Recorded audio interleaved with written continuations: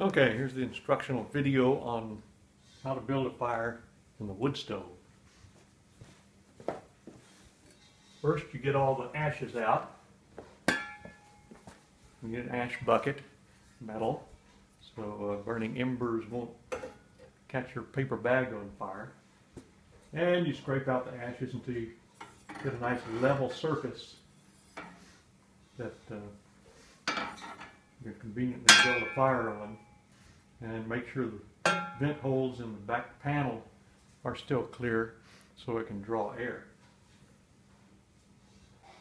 The materials you need are going to be newspaper for lighting the fire, a bunch of kindling, which is just short segments of 2x4s that have been split into several different sections, and a small log to start off with. Put this log in from the left-hand side. This is going to give you something to stack the kindling on top of to create a little airspace underneath the kindling. So wad up 3 or 4 sheets of newspaper. There's 1, 2, 3, 4. Stack them up against that log that's in there. And put 3 pieces of kindling wood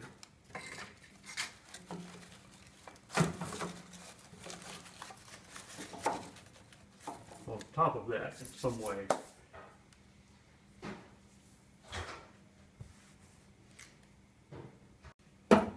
And I always put another little log of oak on top of that just so it can get started too. And we can close the left-hand door. Now up to this point, this handle on the side that controls the flue should have been in the down position. Now you want to turn it to the horizontal position so it can draw air while you're lighting the fire. And when you're burning a fire, you usually leave it in this position so it draws well and keeps the fire going hotter. If the fire gets too hot, later on, you can turn this to the down position. That restricts the airflow and will cause the wood to burn less because it's getting less oxygen, and it's also a nice place to keep it overnight when you just want the fire to burn slowly. Alright, so we'll turn it to the horizontal, freely drawing position now and light the fire. Alright, now it's time to light the fire. Like the edge of this paper right here. It's going good. And at this point, you want kind of a little tornado of air in there. So you close that left-hand door, close the right-hand door, but not all the way. Just let it stop against the handle bolt right here, and leave a little crack for air to get in. The air's going to go in there, whirl around like a tornado. It's kind of like blowing on the fire to get it started. So you just let it sit there for a while and do what it's going to do. So while the fire is getting started, these are the fireplace tools you really need. Hopefully you can find something like this, a pair of tongs.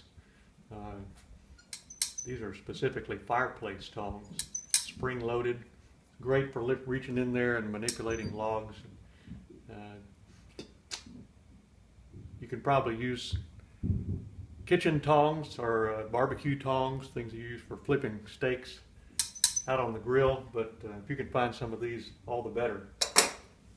You're going to need a shovel for getting the ashes out, nice metal shovel, and some kind of a sturdy poker like this for levering larger logs once they're inside there and moving things around. And it might be useful if you had a pair of these, just longer handle tongs. I don't use these very much. Wood stove is just not big enough to justify something this long and complex, but I'll use them occasionally. Okay, in about 5 to 10 minutes, the kindling should be burning really well. And At this point, put a couple other little oak logs in there so we can get the real fire started.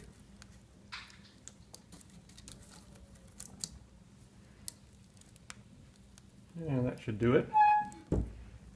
Close them again, almost all the way. You still want that vortex of air going in there, acting like a blower to get it started well. And once these logs are fully started, then you can close the door all the way, lock it with the handle or not, and that'll get the fire started. And then just check it every now and then and put bigger and bigger logs on it as these generate a bed of coals, and you should be able to keep this fire going as long as you want to until the thing completely fills up with ashes. But generally we build fires in the evening, burn for about 4 hours before we go to bed, and that's it. If you're real romantic, you can burn it with the doors open. It's not as easy to keep going and doesn't put out as much heat that way because it's sucking air out of the room and sending it up the flue. But if you put that little screen in front of it, then you can keep embers from popping out and have a fire that you can actually watch. Although these doors have glass windows on them, it's impossible to keep the soot from building up on the windows, so just don't worry about it. You're not going to be able to see the fire with the windows closed. You can see that there is a glow. You can tell there's a fire going because you can see the flickering glow, but you can't really see exactly what's going on in there. But this fireplace, this wood stove, is intended to put out. So now I'll put another bigger log on top, and that should catch fire with no problem, and maybe in 30 minutes or an hour I can put another one that size or bigger in there and keep it going all afternoon. A few other points about the stove. If you put kindling or wood underneath it, you don't want to stack it so high that it actually comes in contact with the bottom of the stove. Likewise, you want to keep things off the top of the stove, like candles or anything flammable, or actually anything at all. You don't want to put wet things up there either, because it'll cause this top panel to rust. And speaking of the top panel, although this can be opened, there's no reason to, unless you want to vacuum the ashes out from in there from time to time, but I never do it, and I just leave it closed.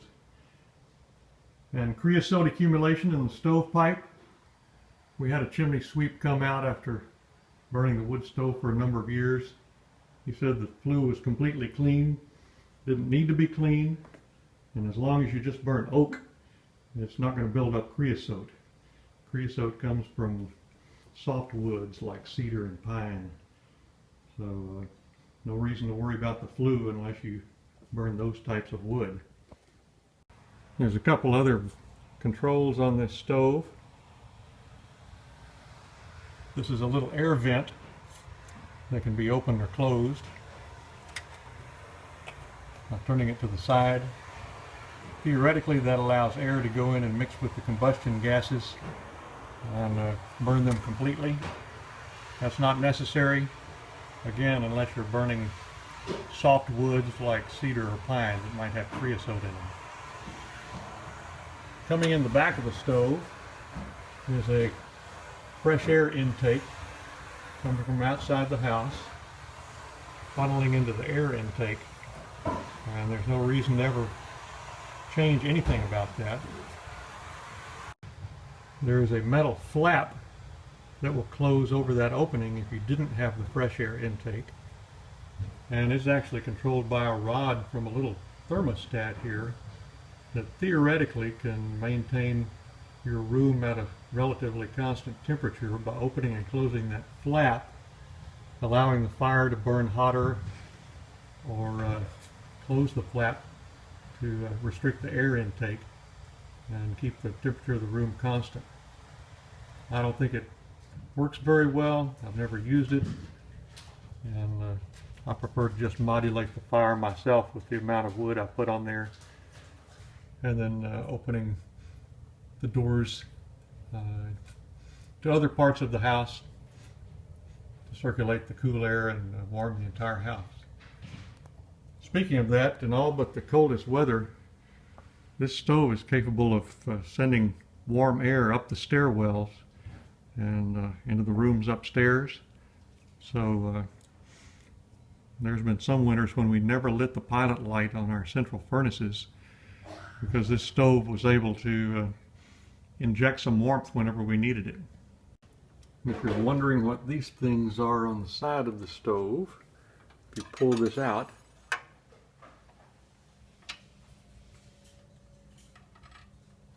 it's a mitten dryer, I think. You can put a glove on it and put it close to the stove and it warms it up. Or maybe you put boots on there or something, but there's one on each side. Well, it's about 28 degrees outside. There's ice coating everything because it's icy drizzle. And we've got a good fire going in here. One thing to remember, whenever you open the doors to look at your fire or add wood or anything, this handle on the side should be in the horizontal position so the flue will draw the smoke up the chimney.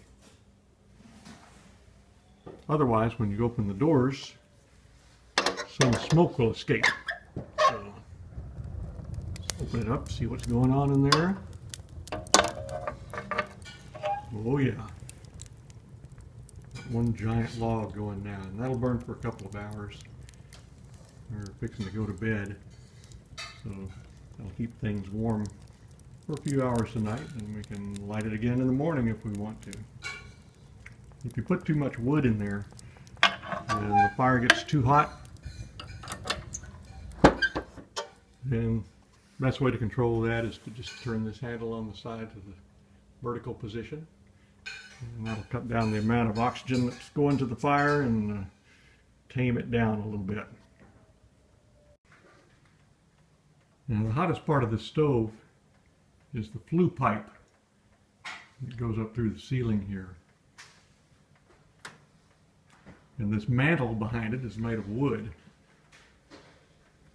So if that's a concern, that this wood might get too hot, then here's a nice piece of sheet aluminum that you can hang right behind the flue.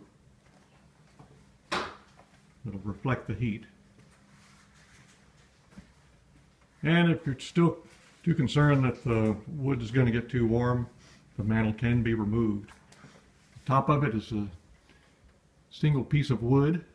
It's only 3/4 of an inch thick, and it can be removed by loosening screws that you can see from the bottom down there.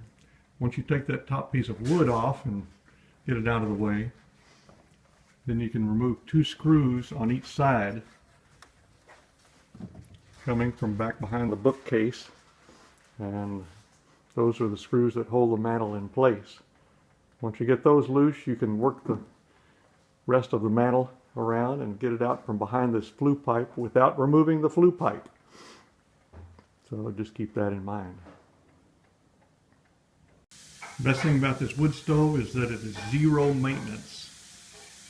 No cleaning required, no painting. It's required nothing in the 30 years it's been burning except for cleaning out the ashes before you start each new fire. Inside there's a layer of sand and it covers the metal bottom of it. So don't get rid of that sand. It tends to protect the metal on the bottom. We've got a little place to keep the wood on the side here. Metal wood carrier. And going outside to get wood, we use this thing, which is just basically a cloth sling with handles. You can load up with wood outside and bring it in pretty easily.